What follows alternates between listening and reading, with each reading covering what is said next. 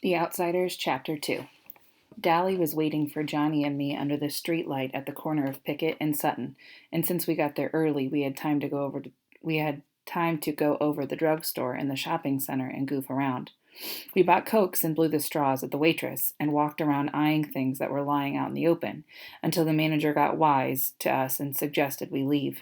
He was too late, though. Dally walked out with 2 packages of Cools under his jacket. Then we went across the street and down Sutton a little way to the Dingo. There are lots of drive-ins in town. The Socs go to the Way Out and to Rusty's, and the Greasers go to the Dingo and to Jay's. The Dingo is a pretty rough hangout.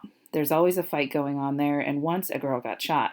We walked around talking to all the greasers and hoods we knew, leaning in at car windows or hopping into the back seats and getting in on who was running away and who was in jail and who was going with who and who could whip who and who stole what and when and why. We knew about everybody there. There was a pretty good fight while we were there between a big 23-year-old greaser and a Mexican hitchhiker. We left when the switchblades came out because the cops will be coming soon, and nobody in his right mind wants to be around when the fuzz show. We crossed Sutton and cut around behind Spencer's Special, the discount house, and chased 2 junior high kids across the field for a few minutes. By then it was dark enough to sneak in over the back fence of the nightly double drive-in movie. It was the biggest in town and showed 2 movies every night, and on weekends 4. You could say you were going to the nightly double and have time to go all over town. We had all the money to get in. It only costs a quarter if you're not in a car, but Dally hated to do things the legal way. He liked to show that he didn't care whether there was a law or not. He went around trying to break laws. We went to the rows of seats in front of the concession stand to sit down. Nobody else was there except 2 girls who were sitting down front.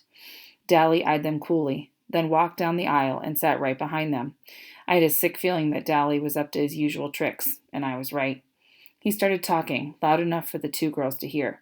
He started out bad and got worse. Dallas could talk awful dirty if he wanted to, and I guess he wanted to then. I felt my ears get hot. Two-Bit or Steve or even Soda would have gone right along with him just to see if they could embarrass the girls, but that kind of kicks just doesn't appeal to me. I sat there, struck dumb, and Donnie left hastily to get a Coke. I wouldn't have felt so embarrassed if they had been greasy girls. I might even have helped old Dallas, but those 2 girls weren't our kind. They were tough-looking girls, dressed sharp and really good-looking. They looked about 16 or 17. One had short, dark hair. The other had long red hair. The redhead was getting mad, or scared. She sat straight up, and she was chewing hard on her gum. The other one pretended not to hear Dally. Dally was getting impatient. He put his feet up on the back of the redhead's chair, winked at me, and beat his own record for saying something dirty. She turned around and gave him a cold stare. "Take your feet off my chair and shut your trap." Boy, she was good looking. I'd seen her before. She was a cheerleader at our school. I'd always thought she was stuck up.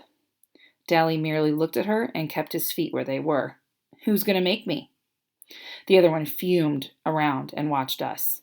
"That's the greaser that jockeys for the Slash J sometime," she said, as if we couldn't hear her. I had heard the same tone a million times. Greaser, greaser, greaser.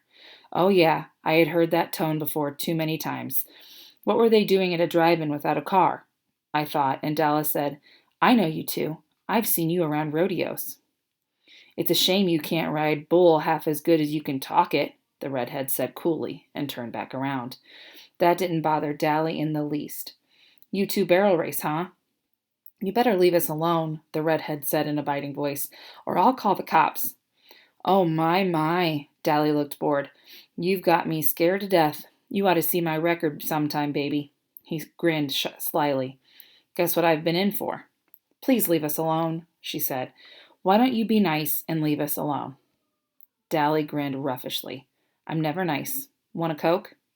She was mad by then. "I wouldn't drink it if I was starving in the desert. Get lost, hood." Dally merely shrugged and strolled off. The girl looked at me. I was half scared of her. I'm half scared of all nice girls, especially Socs. "Are you going to start in on us?" I shook my head, wide-eyed. "No." Suddenly she smiled. Gosh, she was pretty.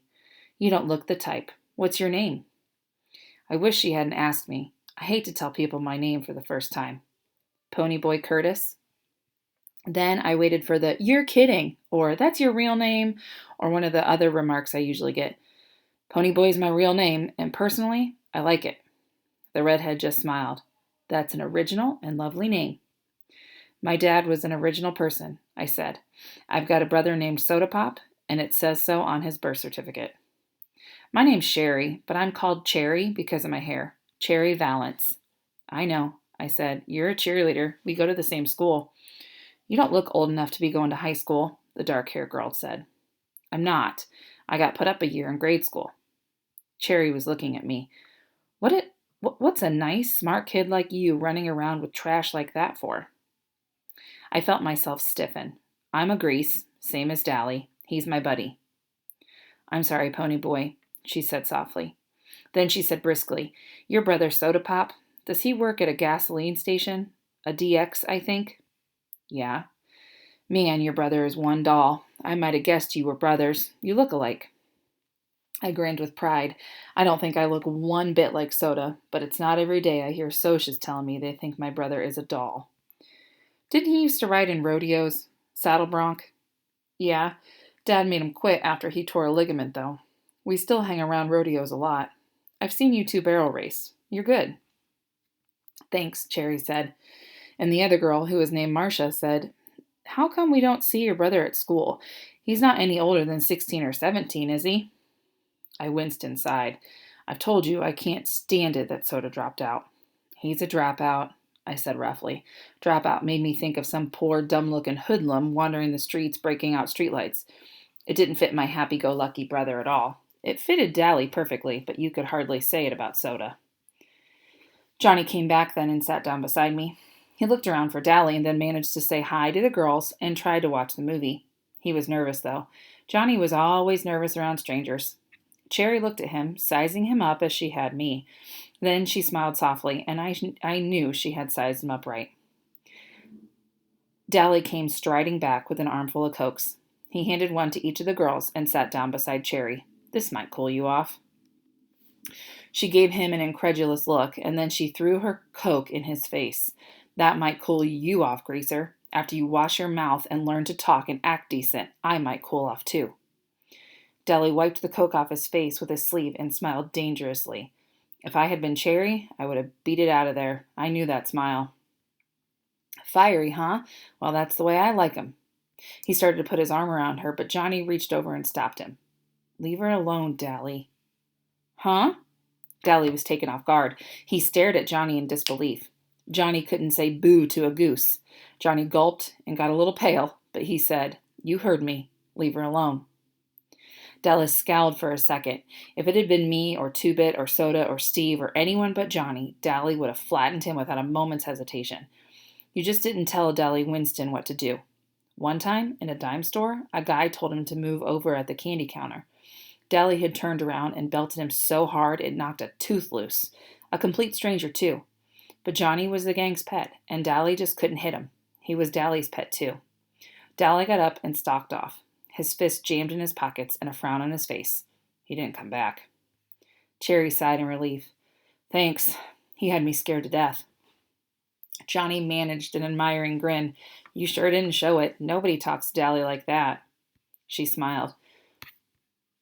Sorry about that. She smiled. From what I saw, you do. Johnny's ears got red. I was still staring at him. If it had taken more nerve for him to say what he'd said to Dally. Johnny worshipped the ground Dallas walked on, and I had never heard Johnny talk back to anyone, much less his hero. Marcia grinned at us. She's a little smaller than Cherry. She was cute, but that Cherry Valance was a real looker. Y'all sit up here with us. You can protect us. Johnny and I looked at each other. We grinned, suddenly, raising his eyebrows. He grinned, suddenly, raising his eyebrows so that they disappeared under his bangs. Would we have ever something to tell the boys? His eyes said plainly. We had picked up 2 girls, and classy ones at that. Not any greasy broads for us, but real Socias. Soda would flip when I told him. Okay, I said nonchalantly. Might as well. I sat between them, and Johnny sat next to Cherry. How old are y'all? Marcia asked. 14, I said. 16, said Johnny. That's funny, Marcia said. I thought you were both... 16, Cherry finished for her. I was grateful. Johnny looked 14, and he knew it, and it bugged him something awful. Johnny grinned. How come y'all ain't scared us like you were Dally? Cherry sighed. You two are too sweet to scare anyone. First of all, you didn't join in Dallas's dirty talk, and you made him leave us alone. And when we asked you to sit up here with us, you didn't act like it was an invitation to make out for the night. Besides that, I've heard about Dallas Winston, and he looked as hard as nails and twice as tough. And you two don't look mean. Sure, I said tiredly. We're young and innocent. No, Cherry said slowly, looking at me carefully.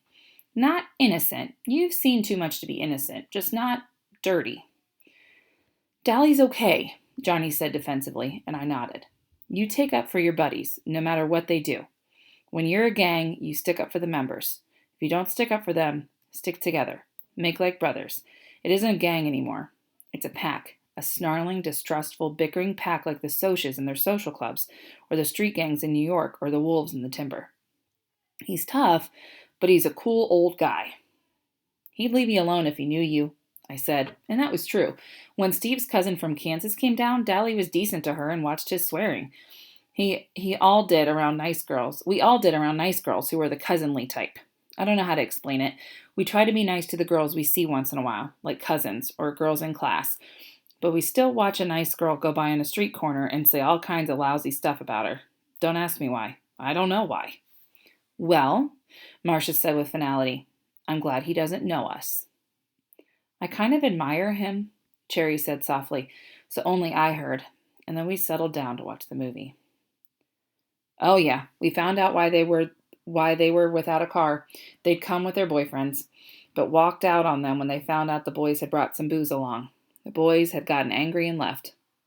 I don't care if they did, Cherry sounded annoyed. It's not my idea of a good time to sit in a drive-in and watch people get drunk. You could tell by the way she said it that her idea of a good time was probably high class and probably expensive. They decided to stay and see the movie anyway. It was one of those beach party movies with no plot and no acting, but a lot of girls in bikinis and some swinging songs, so it was all right. We were all four sitting there in silence when suddenly a strong hand came down on Johnny's shoulder and another on mine, and a deep voice said, Okay, greasers, you've had it. I almost jumped out of my skin. It was like having someone leap out from behind a door and yell, Boo! At you.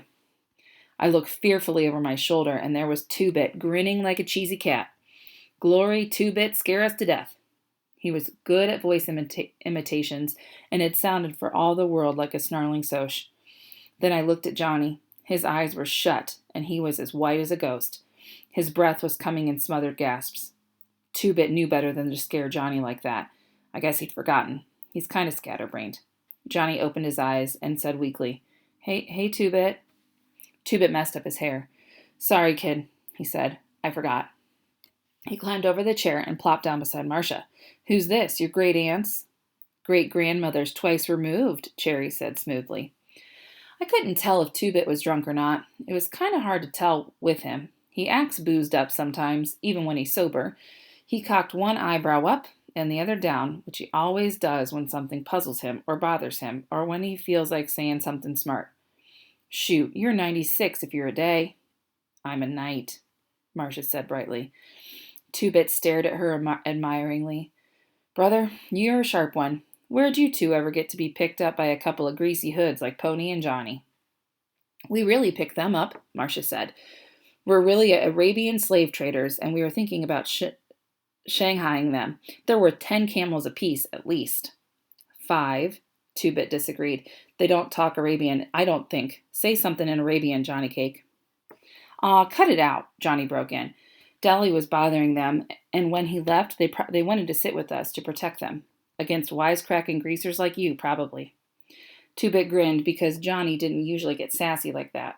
We thought we were doing good if we could get him to talk to us. Get to talk at all. Incidentally, we don't mind being called greaser by another greaser. It's kind of playful then. Hey, where is Dally anyways? He went hunting for some action, booze or dames or a fight. I hope he don't get jailed again. He just got out. He'll probably find the fight, Two-Bit stated cheerfully. That's why I came over. Mr. Timothy Shepard and Co. are looking for whoever so kindly slashed their car's tires, and since Mr. Curly Shepard spotted Dallas doing it, well, does Dally have a blade?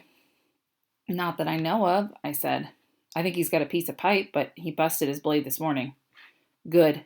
Tim will fight fair if Dally don't pull a blade on him. Dally shouldn't have any trouble.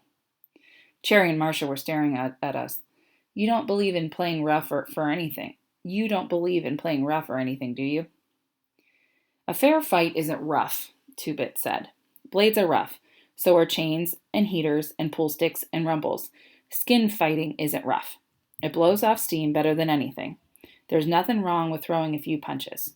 Socias are rough. They gang up on one or two, or they rumble each other with their social clubs. Us greasers usually stick together, but when we do fight among ourselves, it's a fair fight between two. And Dally deserves what he gets, 'cause slashed tires ain't no joke when you've got to work to pay for them. He got spotted too, and that was his fault. Our one rule, besides stick together, is don't get caught. He might get beat up. He might not. Either way, there's not going to be any blood feud between our outfit and Shepard's. If we need them tomorrow, they'd show. If Tim beats Dally's head in, and then tomorrow asks us for help in a rumble, we'll show. Dally was getting kicks. He got caught. He pays up. No sweat. Yeah, boy, Cherry said sarcastically. Real simple. Sure, Marcia said, unconcerned. If he gets killed or something, you just bury him. No sweat. You dig okay, baby. Two-Bit grinned and lit a cigarette. Anyone want a weed? I looked at Two-Bit admiringly.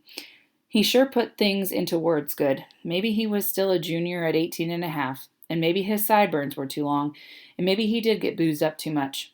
But he sure understood things. Cherry and Marcia shook their heads at his offerings of cigarettes, but Johnny and I reached for one. Johnny's color was back and his breathing was regular, but his hand was shaking ever so slightly. A cigarette would steady it. Ponyboy, will you come with me to get some popcorn? Cherry asked. I jumped up. Sure, y'all want some? I do, said Marcia. She was finishing the Coke Dally had given her. I realized then that Marcia and Cherry weren't alike. Cherry had said she wouldn't drink Dally's Coke if she was starving, and she meant it. It was the principle of the thing, but Marcia saw no reason to throw away a perfectly good free Coke. Me too, said Two-Bit. He flipped me a 50-cent piece. Get Johnny some too, I'm buying, he added as Johnny started to reach into his jeans pocket. We went to the concession stand, and as usual, there was a line a mile long, so we had to wait. Quite a few kids turned to look at us. You didn't see a Kid Grease and a Sochi cheerleader together often. Cherry didn't seem to notice. Your friend, the one with the sideburns, he's okay? He ain't dangerous like Dallas, if that's what you mean. He's okay. She smiled, and her eyes showed that her mind was on something else. Johnny, he's been hurt bad sometime, hasn't he? It was more of a statement than a question. Hurt and scared. It was the Socias, I said nervously, because there were plenty of Socias milling around, and some of them were giving me funny looks, as if I shouldn't be with Cherry or something. And I don't like to talk about it either. Johnny getting beat up, I mean. But I started in, talking a little faster than I usually do, because I don't like to think about it either. It was almost 4 months ago, and I had walked down to the DX station to get a bottle of pop and to see Steve and Soda, because they'll always buy me a couple of bottles and let me help work on cars. I don't like to go on weekends, because then there's usually a bunch of girls down there flirting with Soda. All kinds of girls. Socias, too. I don't care too much for girls yet. Soda says I'll grow out of it. He did. It was a warmish spring day with the sun shining bright, but it was getting chilly and dark by the time we started for home. We were walking because we had left Steve's car at the station. At the corner of our block, there's a wide open field where we play football and hang out, and it's often a site for rumbles and fistfights. We were passing it, kicking rocks down the street and finishing our last bottle of Pepsi, when Steve noticed something lying on the ground. He picked it up. It was Johnny's blue jeans jacket, the only jacket he had. Looks like Johnny forgot his jacket, Steve said, slinging it over his shoulder to take it by Johnny's house. Suddenly he stopped and examined it more carefully. There was a stain the color of rust across the collar.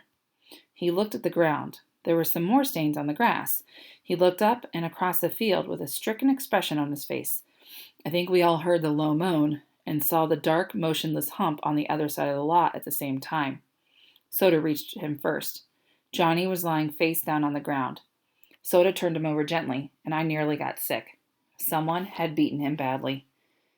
We were used to seeing Johnny banged up. His father clobbered him around a lot, and although it made us madder than heck, we couldn't do anything about it. But those beatings had been nothing like this. Johnny's face was cut up and bruised and swollen, and there was a wide gash from his temple to his cheekbone. He would carry that scar all his life. His white t-shirt was splattered with blood. I just stood there, trembling with sudden cold. I thought he might be dead. Surely nobody could be beaten like that and live. Steve closed his eyes for a second and muffled a groan as he dropped to his knees beside Soda. Somehow the gang sensed what had happened. Two-Bit was suddenly there beside me, and for once his comical grin was gone, and his dancing gray eyes were stormy. Derry had seen us from our front porch and ran toward us, suddenly skidding to a halt. Dally was there too, swearing under his breath, and turning away with a sick expression on his face. I wondered about it vaguely. Dally had seen people killed on the streets of New York's West Side. Why did he look so sick now? Johnny? Soda lifted him up and held him against his shoulder. He gave the limp body a slight shake. Hey, Johnny Cake. Johnny didn't open his eyes, but there came a soft question. Soda? Yeah, it's me, Soda Pop said. Don't talk. You're going to be okay. There was a whole bunch of them, Johnny went on, swallowing, ignoring Soda's command. A blue Mustang full. I got so scared. He tried to swear, but suddenly started crying, fighting to control himself, then sobbing all the more because he couldn't. I had seen Johnny take a whipping with a 2x4 from his old man and never let out a whimper. That made it worse to see him break now. Soda just held him and pushed Johnny's hair back out of his eyes. It's okay, Johnny Cake. They're gone now. It's okay. Finally, between sobs, Johnny managed to gasp out his story. He had been hunting our football to practice a few kicks when a blue Mustang had pulled up beside the lot. There were 4 Socs in it. They had caught him, and one of them had a lot of rings on his hands. That's what had cut Johnny up so badly. It wasn't just that they had beaten him half to death. He could take that. They had scared him. They had threatened him with everything under the sun. Johnny was high-strung anyway, a nervous wreck from getting belted every time he turned around and from hearing his parents fight all the time. Living in those conditions might have turned someone else rebellious and bitter. It was killing Johnny. He had never been a coward. He was a good man in a rumble. He stuck up for the gang and kept his mouth shut good around cops. But after the night of the beating, Johnny was jumpier than ever. I didn't think he'd ever get over it. Johnny never walked by himself after that. And Johnny, who was the most law-abiding of us, now carried in his back pocket a 6-inch switchblade. He'd use it, too, if he ever got jumped again. They had scared him so much. He would kill the next person who jumped him. Nobody was ever going to beat him like that again, not over his dead body. I had nearly forgotten that Cherry was listening to me, but when I came back to reality and looked at her, I was startled to find her as white as a sheet. All Socs aren't like that, she said. You have to believe me, Ponyboy. Not all of us are like that. Sure, I said. That's like saying all you greasers are like Dallas Winston. I'll bet he's jumped a few people. I digested that. It was true. Dally had jumped people. He had told us stories about muggings in New York that made hair on the back of my neck stand up, but not all of us were that bad. Cherry no longer looked sick, only sad. I'll bet you think the Socs have it made. The rich kids, the West Side Socs. I'll tell you something, Ponyboy, and it may come as a surprise. We have troubles you've never even heard of. You want to know something? She looked me straight in the eye. Things are rough all over. I believe you, I said. We better get back out there with the popcorn or Two-Bit'll think I ran off with his money. We went back and watched the movie through again. Marcia and Two-Bit were hitting it off fine. Both had the same scatterbrained sense of humor. But Cherry and Johnny and I just sat there, looking at the movie and not talking. I quit worrying about everything and thought about how nice it was to sit with a girl without having to listen to her swear or to beat her off with a club. I knew Johnny liked it too. He didn't talk to girls much. Once, while Dallas was in reform school, Sylvia had started hanging on to Johnny and sweet-talking him. And Steve got a hold of her and told her if she tried any of her tricks with Johnny, he'd personally beat the tar out of her. Then he gave Johnny a lecture on girls and how a sneaking little broad like Sylvia would get him into a lot of trouble. As a result, Johnny never spoke to girls much. But whether that was because he was scared of Steve or because he was shy, I couldn't tell. I got the same lecture from Two-Bit after we picked up a couple of girls downtown one day. I thought it was funny because girls are one subject even Derry thinks I use my head about. And it really had been funny because Two-Bit was half crocked when he gave me the same lecture. And he told me some stories about told me some stories that about made me want to crawl under the floor or something. But he had been talking about girls like Sylvia and the girls he and Dally and the rest picked up at drive-ins and downtown. He never said anything about Sochi girls, so I figured it was all right to be sitting there with them, even if they did have their own troubles. I really couldn't see what Sochas would have to sweat about. Good grades, good cars, good girls, Madras and Mustangs and Corvairs. Man, I thought, if I had worries like that, I'd consider myself lucky. I know better now.